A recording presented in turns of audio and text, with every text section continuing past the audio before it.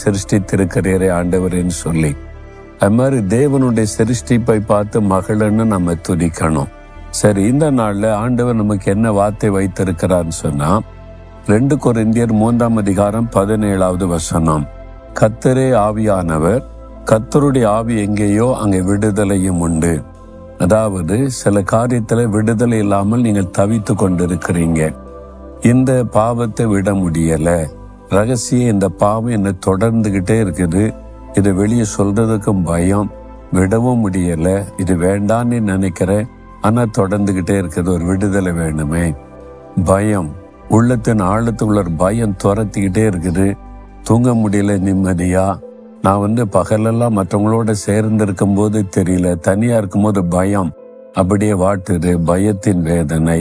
சில சமயத்துல மன அழுத்தம், அப்படியே ஒரு குழப்பம், இந்த மாதிரி மன குழப்பம், மன அழுத்தம், ஒரு மாதிரி போராட்டம், சோர்வு, பலவீனம், சரீரத்தில் இந்த பாதிப்பு, ஒரு விடுதலை வேணும். இந்த மாதிரி ஏதோ ஒரு காரியத்துல உங்களுக்கு விடுதலை தேவை. அதுக்கு என்ன முயற்சி பண்றீங்க, மருத்துவம் செய்றீங்க, ட்ரை பண்ணி பார்த்துட்டீங்க, ஒன்னும் நடக்கல. ஆனா நமக்கு ஒரு முக்கியமான ஆயுதத்தை தேவன் தந்திருக்கிறார், பரிசுத்த ஆவியானவர்.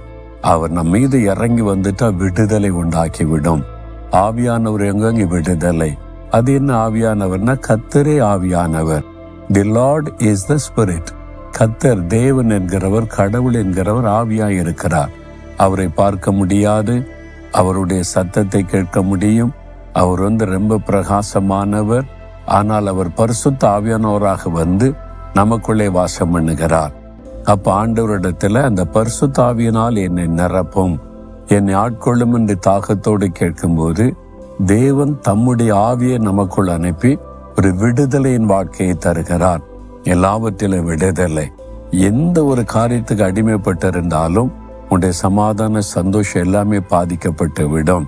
ஒரு முழு விடுதலை இருந்தாதான் மன மகிழ்ச்சி, சந்தோஷம், எப்பவும் களி கூறுதல் இருக்கும். உன்னுடைய சரீரத்திலே ஒரு விடுதலை தேவையா இருக்கலாம், மனதளவிலே விடுதலை தேவையா இருக்கலாம், சிந்தனையில் ஒரு விடுதலை தேவையா இருக்கலாம், உங்களுடைய ஆவியிலே விடுதலை தேவையா இருக்கலாம்.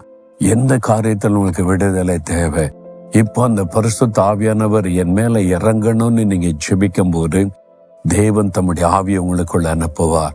அந்த பரிசுத்த ஆவிக்குள்ளே நிரம்பி ஜெபிக்க ஜெபிக்க ஜெபிக்க ஒரு விடுதலையின் வாழ்வு உங்களுக்குள்ள இருக்கும்.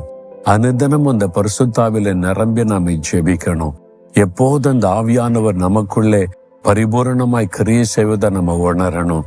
இந்த பரிசுத்தாவியானவர் தான் இயேசுவோடு நடக்கவும் அவருடைய குரலை கேட்க நமக்கு உதவி செய்கிறவர். அவரை தரிசிக்கவும் அவர் நம்மோடு இருக்கிறதை உணர்ந்து கொள்ளவும் நமக்கு உதவி செய்கிறவர் இந்த பரிசுத்த ஆவியானவர். ஆனால் ஆண்டவர் இந்த பரிசுத்த ஆவியினார் வல்லமையினால் நிரப்புன்னு கேளுங்க, அவர்களுடைய நிரப்புவார். விடுதலை உண்டாகும், ஒரு பெரிய மன மகிழ்ச்சி உண்டாகும். ஜெபிக்கிறீங்களா, கேட்குறீங்களா? அவங்களுக்கு இந்த விடுதலை வேணும் தானே? ஆண்டவரே, இந்த ஆவி எனக்கு தாங்க, நீங்க தான் பரிசுத்த ஆவியானவர், நீர் வந்து எனக்குள்ளே வாசம் பண்ணும். ஆண்டவரே, யார் யார் இந்த பரிசுத்த ஆவியினால் நிரப்பப்படவும் நீர் வந்து ஆவியானவராக எனக்குள்ளே வாசம் பண்ண வேண்டும் என்று விரும்பி ஜெபிக்கிறார்களோ ஒவ்வொருவருக்குள்ளும் இந்த பரிசுத்த ஆவியினுடைய வல்லமை இறங்கி வரட்டும். இப்பொழுது அவர்களை நிரப்பி ஆட்கொள்ளட்டும். எல்லா அடிமைத்தனத்திலிருந்து ஒரு விடுதலை இயேசுவின் நாமத்தில் ஆவியானுடைய வல்லமையினால் உண்டாகட்டும். இயேசுவின் நாமத்தில் ஆமேன், ஆமேன்.